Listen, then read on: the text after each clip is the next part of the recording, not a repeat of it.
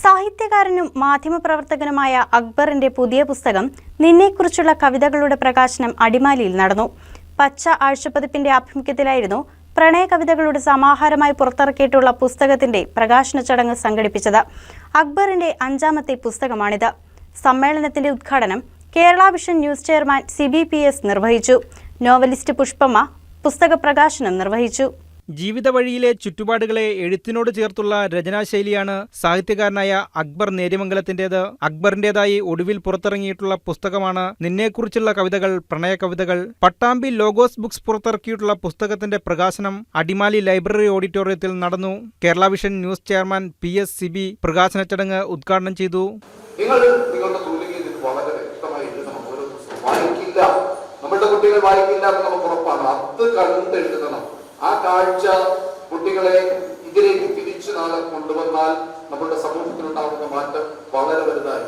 പത്രം വായിക്കാത്ത കുട്ടികളായി നമ്മളുടെ കുട്ടികളെല്ലാം മാറി. നാം അടക്കം ഇപ്പോൾ ഒരു 3-4 പത്രം വായിച്ചിട്ട് നമുക്ക് പോകാൻ പറ്റില്ല. പണ്ട് ഒരു പത്രം പോലും വായിക്കാത്ത സ്ഥിതി.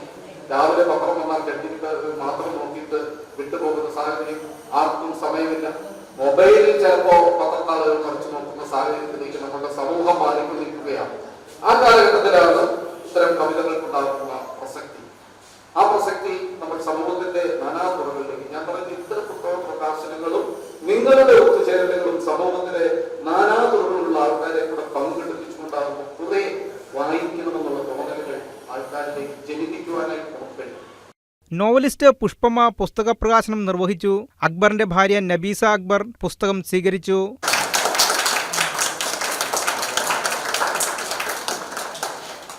ഒരു പുസ്തകത്തില് അദ്ദേഹം പറഞ്ഞിട്ടുണ്ട് 97 മുതലുള്ള കവിതകൾ. ആ 97 ഇതിനു മുൻപ് സംസാരിച്ച സാധനം ഞാൻ 97 വായിച്ച കവിതകളാണെന്ന് പറഞ്ഞു.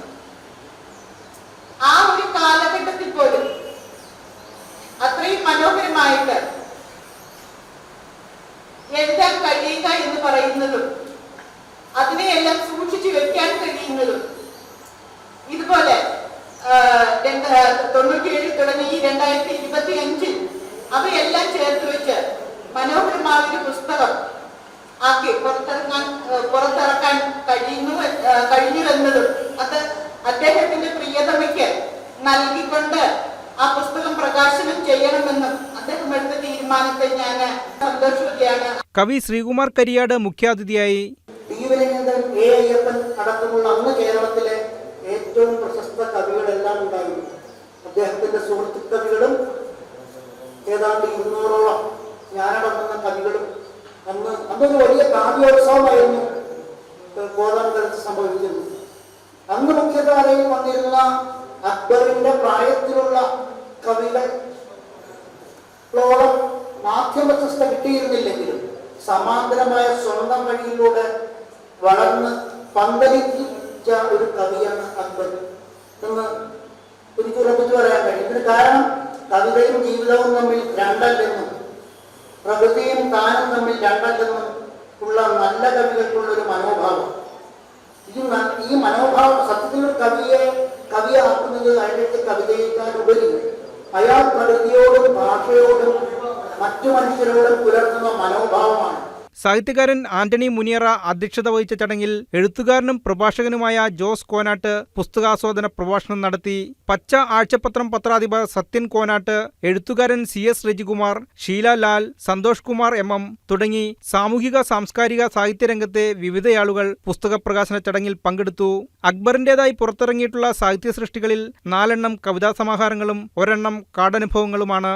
എഴുത്തിനൊപ്പം മാധ്യമപ്രവർത്തനം കൂടി ഒപ്പം കൊണ്ടുപോകുന്ന അക്ബർ കേന്ദ്ര സാഹിത്യ അക്കാദമിയുടെ ഇന്ത്യൻ ലിറ്ററേച്ചറിൽ കവിതകൾ പ്രസിദ്ധീകരിച്ചിട്ടുണ്ട്.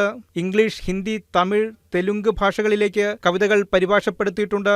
ഇടുക്കി ജില്ലയിലെ അടിമാലിയിൽ കേബിൾ TV ചാനലിൽ വാർത്താ വിഭാഗത്തിൽ ജോലി ചെയ്യുന്നു.